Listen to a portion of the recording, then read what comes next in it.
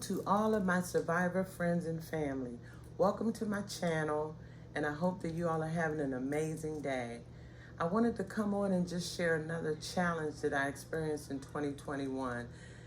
Before I can move forward with just some of the things that I do, how I take care of myself physically, spiritually, and mentally since having the stroke, and just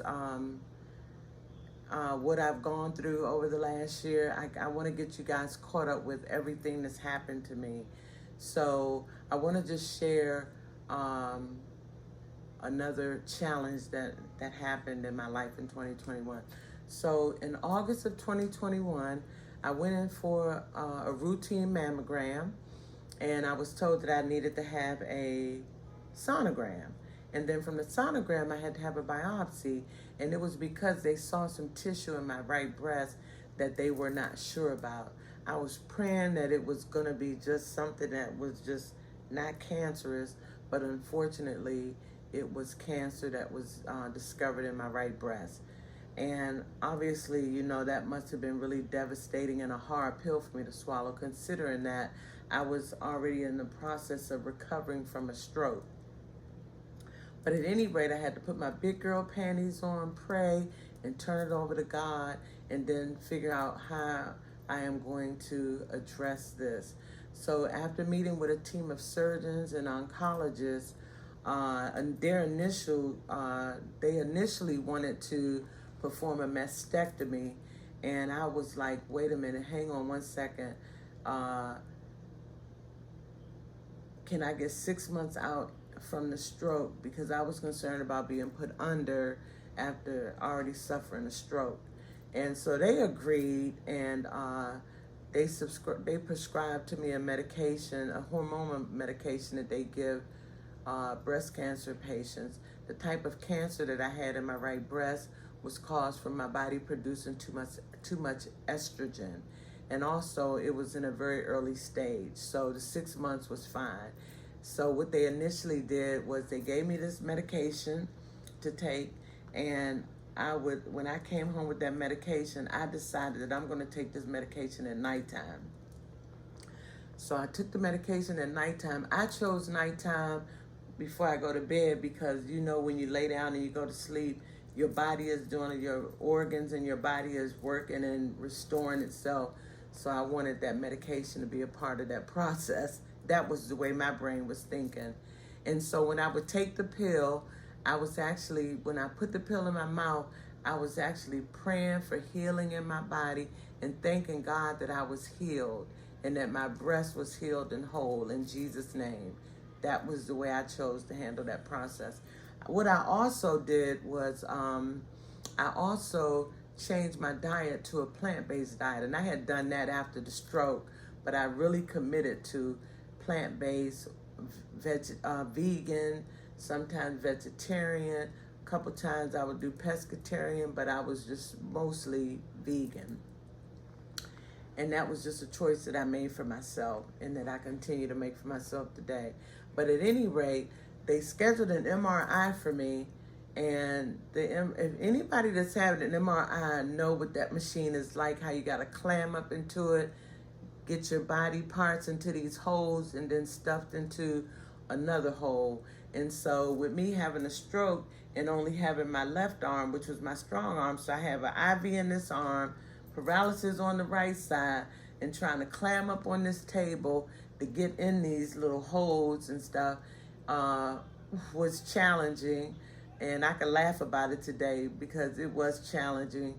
And but the technicians were all very, very, very, very helpful with assisting me.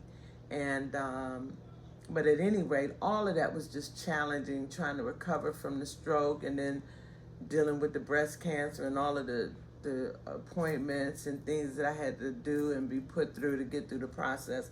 But like I said, with the help of God and just trusting God and staying optimistic through all of that was very beneficial to me in my entire recovery through this whole process. So anyway, January 2022 rolls around, and they want to check my breast to see where we are. And the oncologist was unable to really find the one that was back up under the one that was under my armpit, or near under my armpit on that side of my breast, and the one in the front had kind of remained the same. So anyway, they scheduled another MRI appointment for me, and the MRI showed the same thing. So now I don't have to have a mastectomy, I can have a lumpectomy. And the lumpectomy was the procedure that we went with, and I had that procedure done in March of 2022. And that was a very successful surgery. I can say that I came out of it and had very little pain. They prescribed to me a Motrin and a Tylenol with codeine in it. I took the Motrin, but I did not take the codeine because I didn't want to get hooked on any medications. And I managed to get through and deal with the little pain that I had initially, but it was really painless to me. And so with the incisions that I had, one was like kind of under my arm here, and that one was a little hard. That one was a little tough to deal with because of the weight of this arm being stuck to my right side of my body, keeping that arm and allowing that incision to air out was challenging, but I survived that as well. And my incisions are completely healed. And once the incisions were healed, I had to have radiation. And this great facility, about 45 minutes from my house, which was further away than I wanted to go, 45, 50 minutes away from home, was the one that I opted with because my insurance company paid for the radiation treatments, all the co-pays, all of the, what do you call them? The co-pays. The co-pays were waived, and the other beautiful thing is that Uber and Lyft transported me to and from the facility for that whole week, and that was also covered and included under the insurance. So I opted for that. The other beautiful thing about that, or the other thing that I found that was amazing in that, is that because Uber was going to be picking me up and taking me there and bringing me home, I was able to be independent because I would take these trips on my own, where I would get up and walk out my home and wait outside on the side for the Uber driver.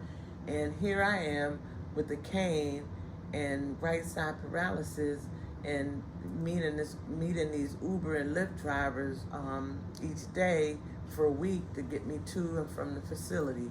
So that ended up being a great thing, and I had to really build my confidence up on the very first day. I must admit it was a little scary, but as that day ended and the other 4 days came, it was really easy for me to get in and out of the house and in the car and back home.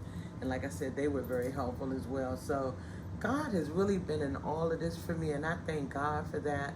And I know that a lot of it has to do with just remaining optimistic and staying positive and always seeing the glass half full and not being pessimistic or negative about anything, and just seeing God's hand in everything that has happened in my life up to this point.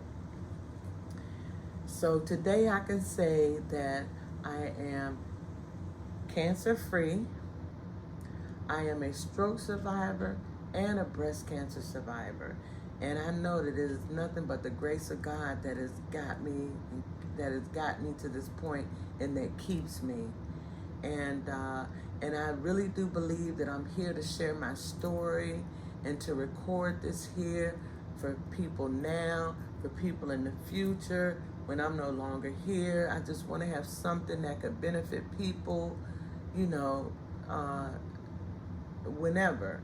I don't see a lot of people in my condition, meaning someone who's had a stroke, creating video content, and I get it because of the brain fog.